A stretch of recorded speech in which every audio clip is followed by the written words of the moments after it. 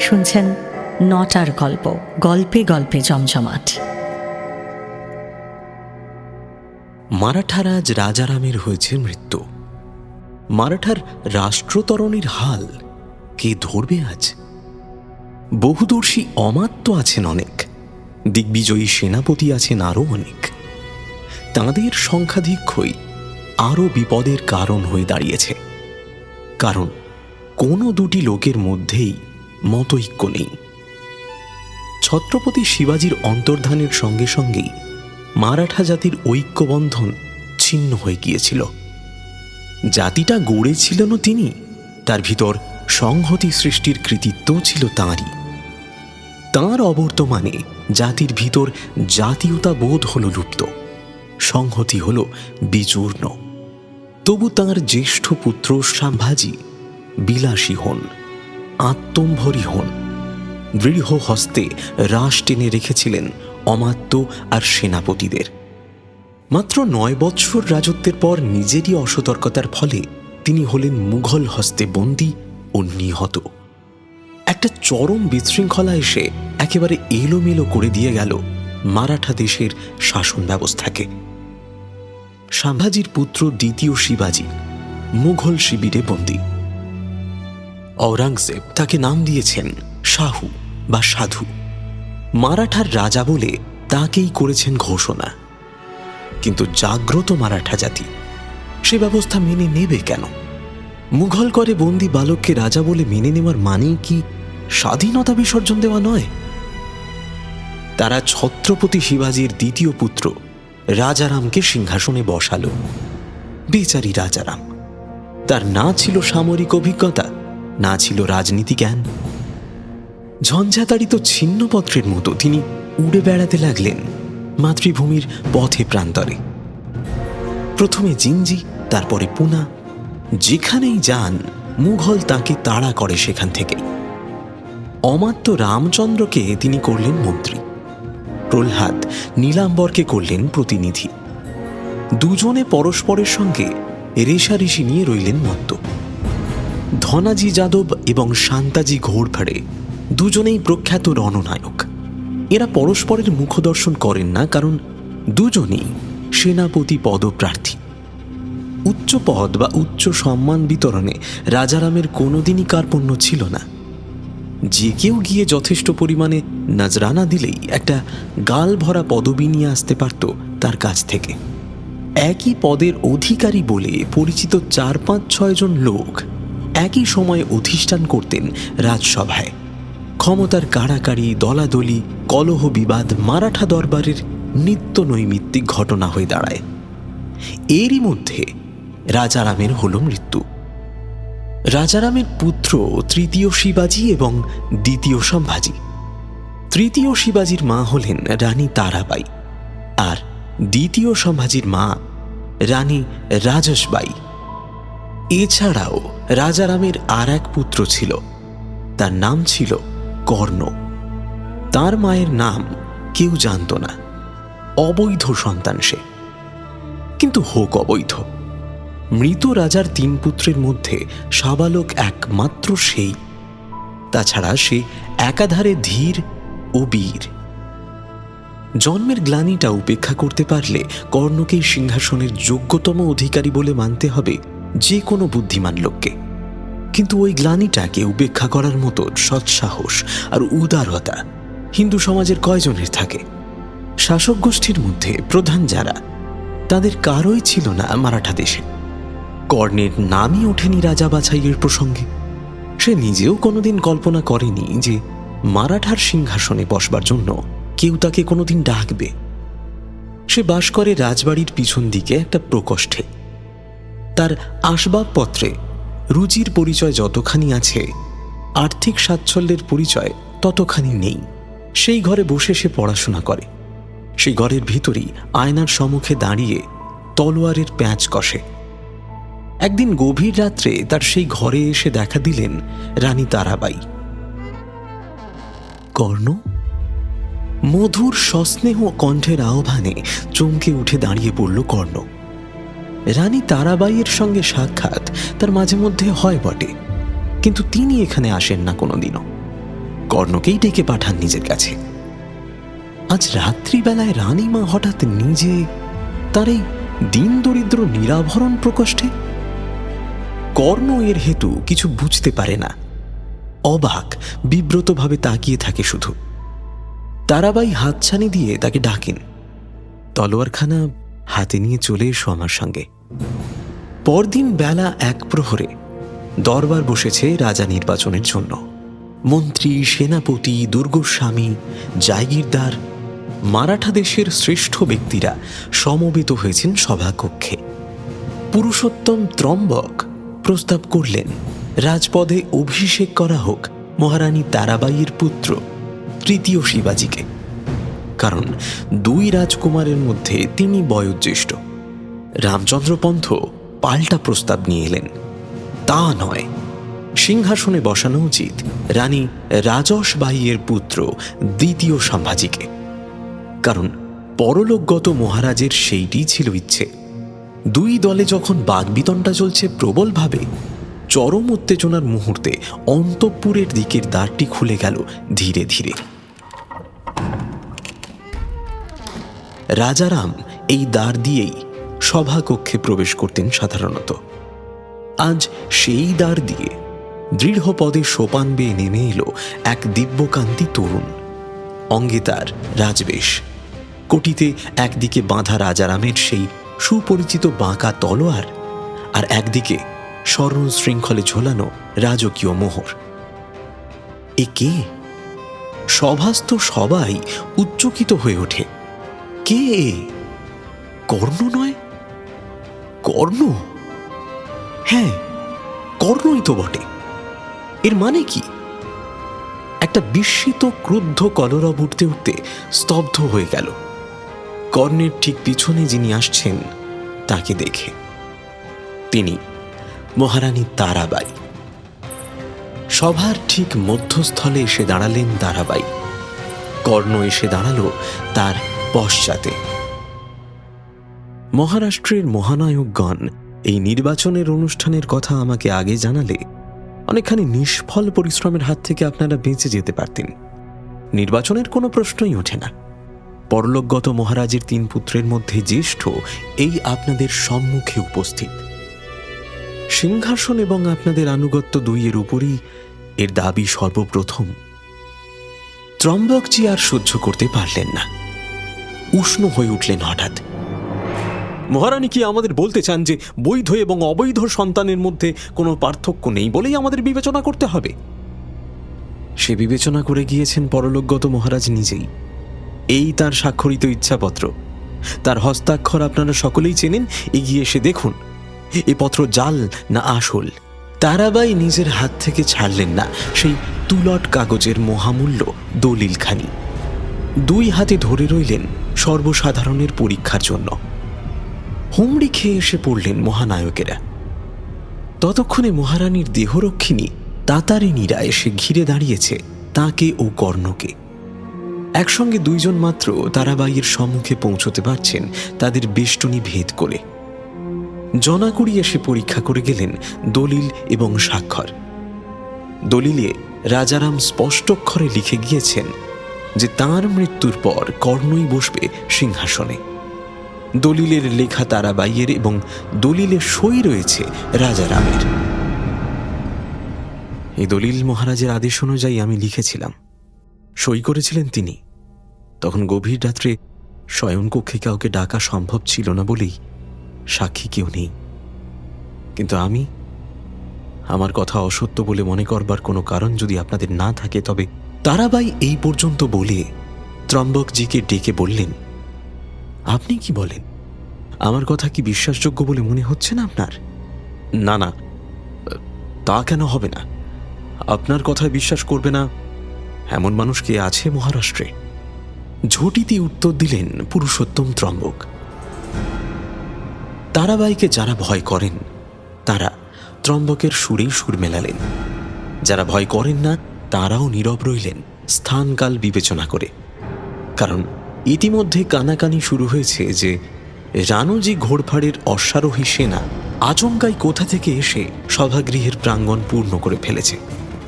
এবং কে না জানে যে শান্তাজি ঘোরফাড়ের ভাইপো রানুজি একান্তভাবেই তারাবাইয়ের অনুগত।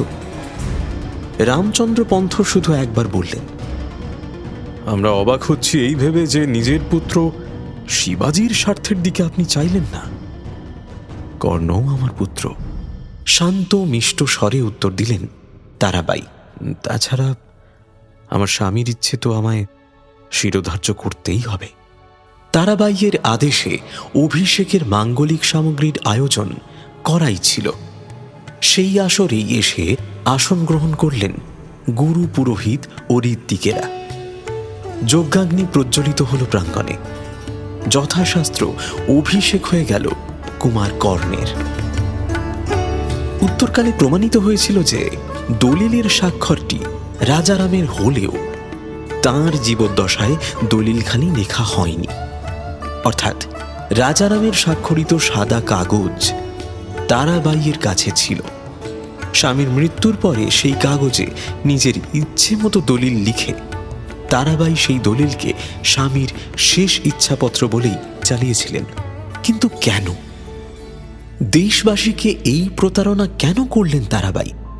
সে প্রতারণাতে তার নিজেরই গর্ভজাত পুত্রের রাজ্যপ্রাপ্তির আশা নির্মূল হবে জেনেও এসব প্রশ্নের একটি মাত্র উত্তর হতে পারে। সেই উত্তর এই যে পুত্রের উপরেও দেশকে স্থান দিয়েছিলেন এই মহীয়সী মহিলা। অরাজক মহারাষ্ট্রে শিশু রাজার অভিষেকে দেশের সর্বনাশ হবে এতে কোনো সন্দেহ ছিল না তার। তাই তিনি চেয়েছিলেন যে কর্ণ রাজা হোক। অনভিজ্ঞ হলেও সে শক্তিমান, বুদ্ধিমান, স্বার্থবুদ্ধিহীন একটা পরামর্শদাতা পেলে সে ছত্রপতি শিবাজির যোগ্য বংশধর বলে আত্মপ্রতিষ্ঠা করতে পারবে। আর পরামর্শদাতা তো রয়েইছে, তারাবাই নিজেই তো আছেন কর্ণের পাশে। সুমহৎ উদ্দেশ্য নিয়ে জাতির সঙ্গে ছলনা করেছিলেন তারাবাই, কিন্তু সেই উদ্দেশ্য স্থায়ী কোনো সুফল প্রসব করতে পারল না। ভগবান বাদ সাধলেন। সবে মারাঠা জাতি একটু একটু করে কর্ণের যোগ্যতা উপলব্ধি করতে শুরু করেছে, এমন সময় বিনা মেঘে বজ্রাঘাত হল জাতির মস্তকে। আকস্মিক দুর্ঘটনায় মৃত্যু হল মহারাজ কর্ণের। তারাবাই মূর্ছিত হয়ে পড়লেন সংবাদ শুনে। এমন সর্বনাশ ঘটল কোন নির্দয় নিয়তির অভিশাপে? মারাঠা জাতির ধ্বংসই কি বিধিলিপি? কিন্তু তারাবাইয়ের হৃদয় বুঝি ইস্পাত দিয়ে গড়া। মূর্ছা ভঙ্গেই তিনি ডেকে পাঠালেন পুত্র শিবাজিকে। 6 বৎসরের শিশু মাত্র সে। তাকে ডেকে এনে পড়ালেন রাজ পরিচ্ছদ। কর্ণের মৃতদেহকে বেষ্টন করে দরবার কক্ষে মারাঠা নায়কেরা শোকের উচ্ছ্বাসে ভেঙে পড়লেন। এমন সময় অন্তপুরের দিকের সেই দ্বারটি আবার আজ খুলে গেল। তাতারিনী দেহরক্ষিণীরা প্রবেশ করল মহারানী তারাবাইকে নিয়ে। তারাবাই দৃঢ় পদে সোপান বেয়ে নামছেন এক শিশুর হাত ধরে। সেই শিশু তাঁরই পুত্র শিবাজি। শিবাজির অঙ্গে রাজ পরিচ্ছদ দেখেই তারাবাইয়ের উদ্দেশ্য বুঝে নিলেন নায়কেরা। বাতায়ন দিয়ে বাইরে তাকিয়ে দেখেন রানুজি ঘোরফাড়ের অশ্বারোহী ফৌজ শ্রেণীবদ্ধভাবে কাতারে কাতারে দাঁড়িয়ে রয়েছে প্রাঙ্গণ জুড়ে। এমন নিঃশব্দে তারা প্রবেশ করেছে, একটা ঘোড়ারও পায়ের শব্দ শুনতে পাওয়া যায়নি দরবার কক্ষ থেকে।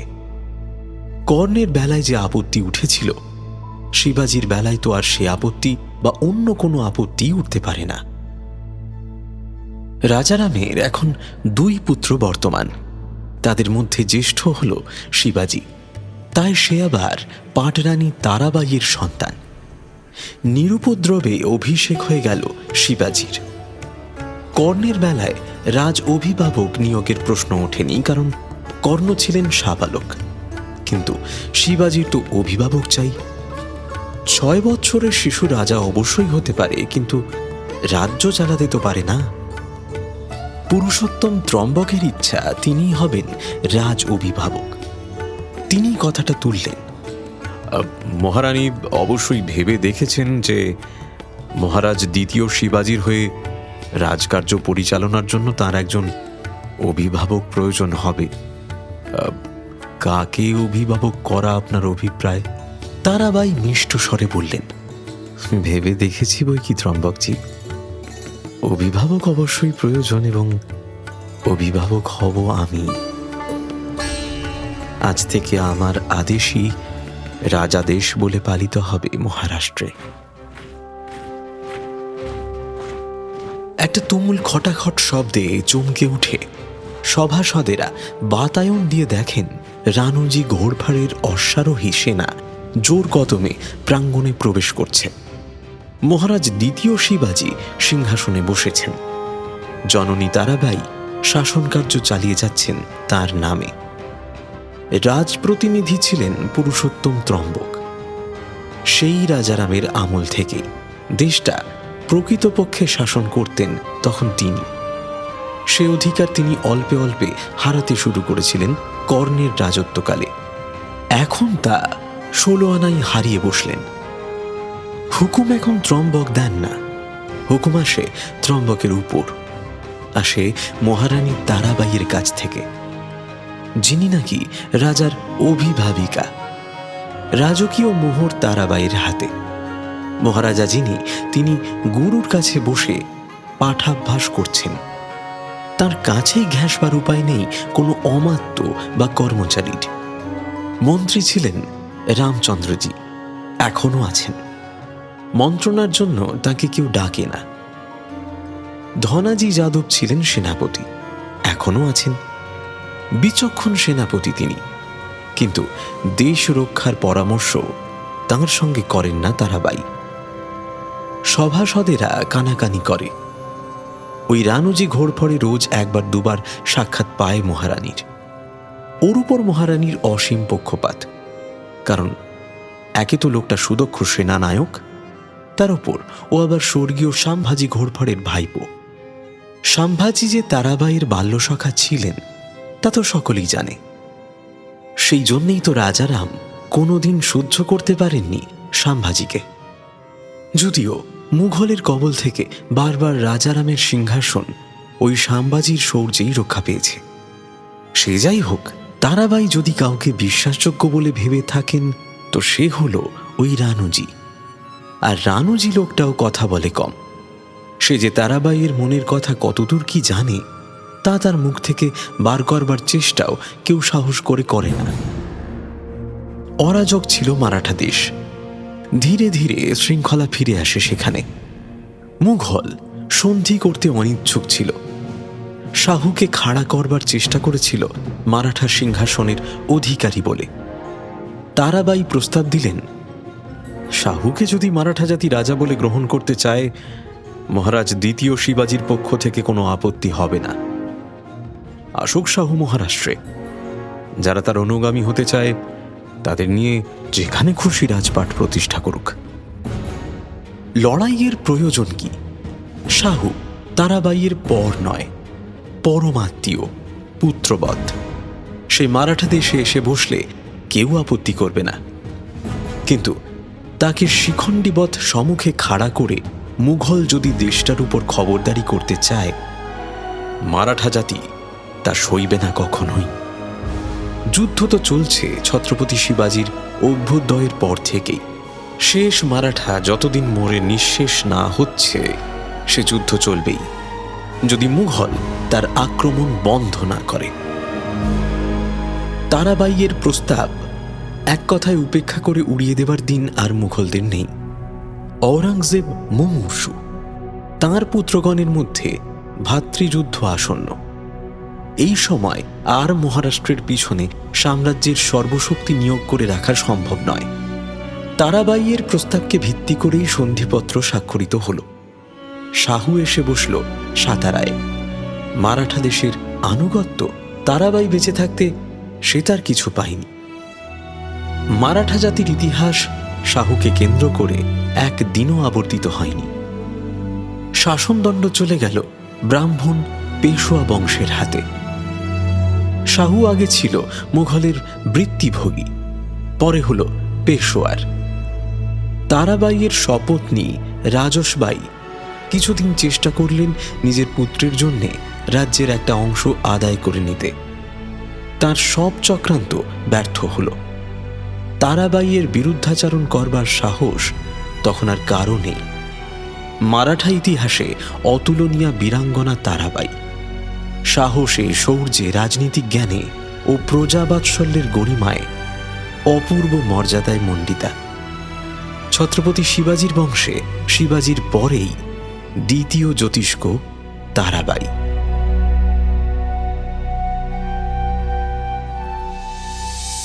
শুনলেন ঐতিহাসিক কাহিনী বীরাঙ্গনা তারাবাই। গল্প পাঠে কৌশিক ব্যানার্জি। নটার গল্প, গল্পে গল্পে জমজমাট। আমাদের এই চ্যানেলটি শেয়ার ও সাবস্ক্রাইব করুন। বেল আইকন প্রেস করতে ভুলবেন না কিন্তু।